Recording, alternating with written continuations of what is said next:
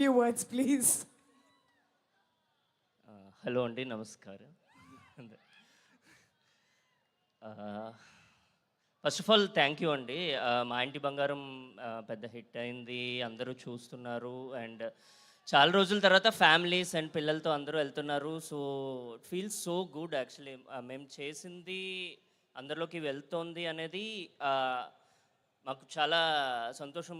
ఎక్కడెక్కడి నుంచో ఫోన్స్ వచ్చి చుట్టాలు వాళ్ళు కూడా చెప్తున్నారు చాలా బాగుందని. అది చాలా బాగా అనిపించింది. ఒక చిన్న విషయం ఏంటంటే, నేను చెన్నైలో జాబ్ చేస్తున్నప్పుడు బేసికల్గా ఒక ఒక అమ్మాయి ఉండేదండి, బ్రేకప్ అయిన అమ్మాయి. బేసికల్గా ఆ అమ్మాయి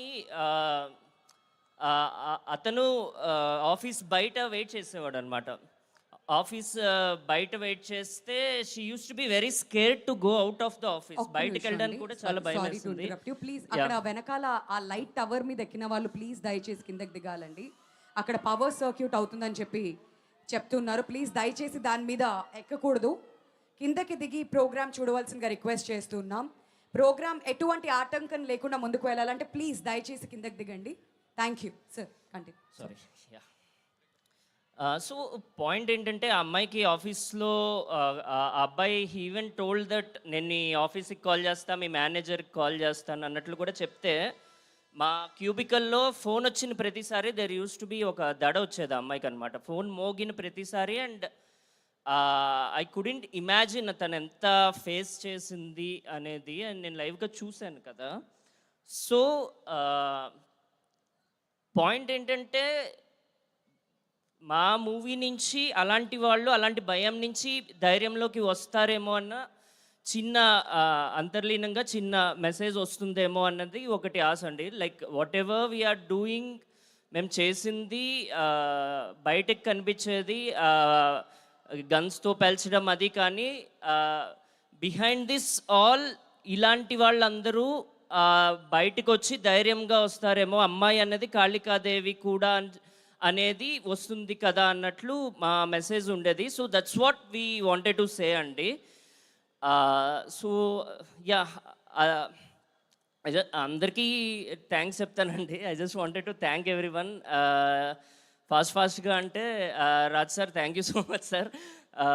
మనం రాస్తూనే ఉంటాము హోప్ఫుల్లీ ఇంకా ఫ్యూచర్లో కూడా. And I'm learning so many things sir.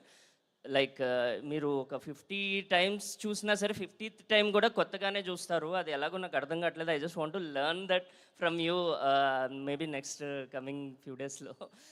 And I know last few డేస్లో చాలా టెన్షన్ పడ్డారు due to some issues.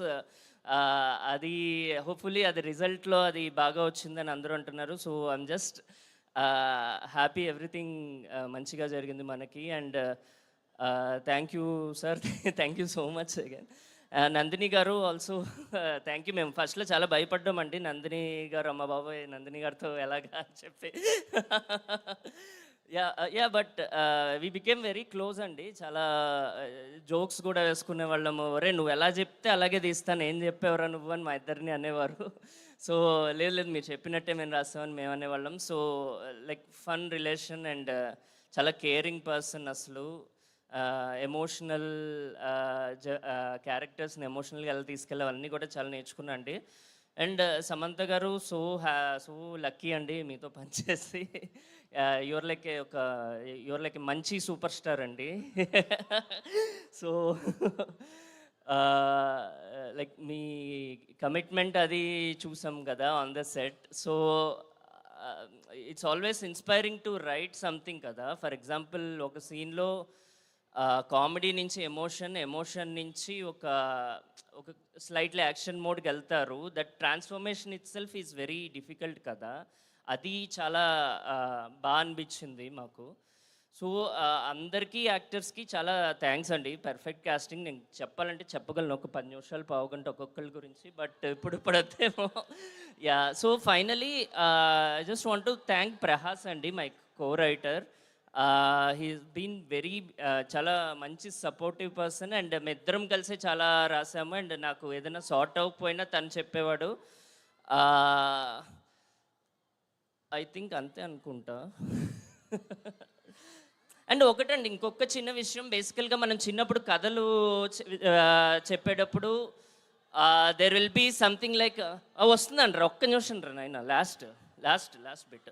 So చిన్నప్పుడు ఒక కథల్లో చెప్పేటప్పుడు మన ఇంటికి దొంగలు వచ్చారు, నాన్న ఫైటింగ్ చేశాడు లాంటి నెరేటివ్ ఉండేది కదా. హోప్ఫుల్లీ ఇట్ చేంజెస్ టు అమ్మ నాన్న ఇద్దరు కలిపి ఫైటింగ్ చేశారు దొంగల మీద అనేది నెరేటివ్ చేంజ్ అవుతుందేమో అనుకుంటున్నాను. సో థ్యాంక్స్ అండి, సారీ టైం తీసుకున్నందుకు. Thank you so much.